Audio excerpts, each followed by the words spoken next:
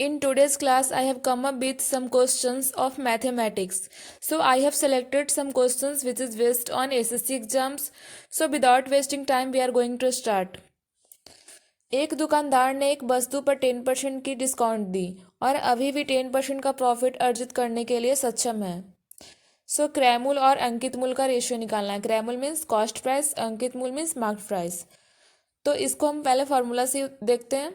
MP पे क्या बोल रहा है? 10% डिस्काउंट मीन्स 90/100. अब सीपी पे क्या बोल रहा है? 10% प्रॉफिट, तो 110/100. 100 से 100 कैंसिल आउट, 0 से 0 कैंसिल, तो एमपी रेशियो सीपी क्या हो जाएगा? 11/9. MP ratio CP 11/9. अब क्वेश्चन में क्या बोल रहा है? सीपी रेशियो एमपी, तो 9/11 इसका करेक्ट आंसर हो जाएगा, ऑप्शन नंबर ए. अब इसको हम शॉर्ट में देखते हैं. बोल रहा है 10% का डिस्काउंट, तो 10% को हम फ्रैक्शन वैल्यू में क्या लिख सकते हो? 1/10. 10 है, 1 रुपये का डिस्काउंट है, तो 10 से 9 हो जाएगा. अब यहाँ पे बोल रहा है 10% प्रॉफिट, तो 10% का फ्रैक्शन वैल्यू 1/10. अब 10 है तो एक प्रॉफिट हुआ, तो 10 से 11 हो जाएगा. अब इसको देखते हैं.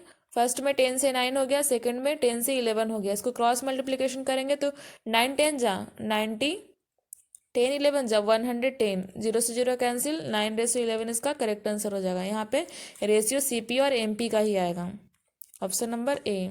अब नेक्स्ट क्वेश्चन. यहाँ पे बोल रहा है ए और बी दो संख्याएं हैं जिनका योग 17 है. दो संख्याओं का एलसीएम एंड एचसीएफ 60 एंड 1 है. तो ए स्क्वायर प्लस बी स्क्वायर का वैल्यू निकालना है. तो पहले हम बेसिक मेथड देखते हैं.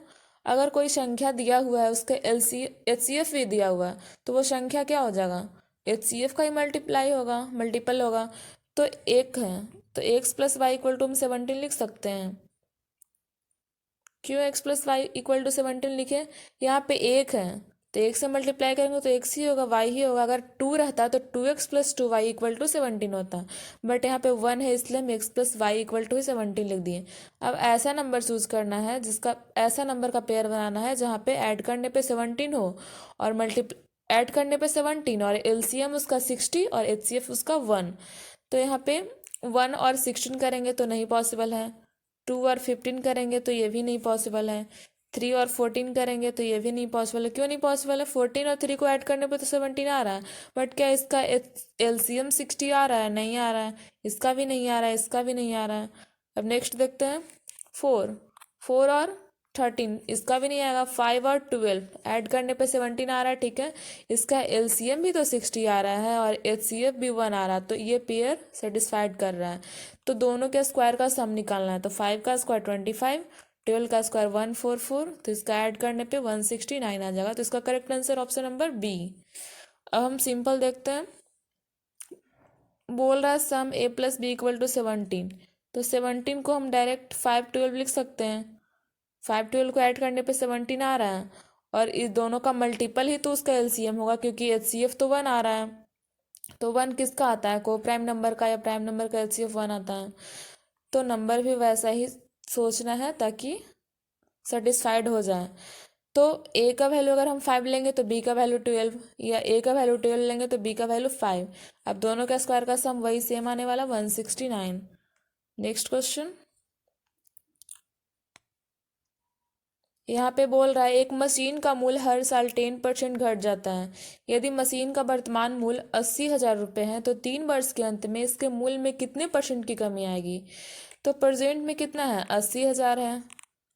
अब 10% का डिस्काउंट हो रहा है, मतलब 10% कम रहा है, तो 9/10 इंटू 9/10 इंटू 9/10, 0 0 0 कैंसिल कैंसिल.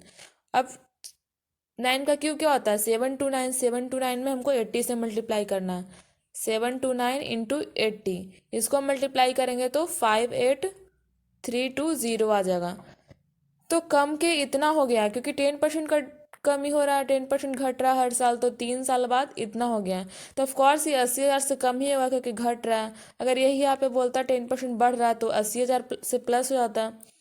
तो बोल रहा है कि कितना परसेंट का कमी आया, तो 80,000 में 58 32 जीरो माइनस करेंगे. 80,000 58 32 जीरो माइनस करेंगे तो 21 68 0 आ जाएगा, ठीक है. अब इसको हम परसेंटेज निकालते हैं.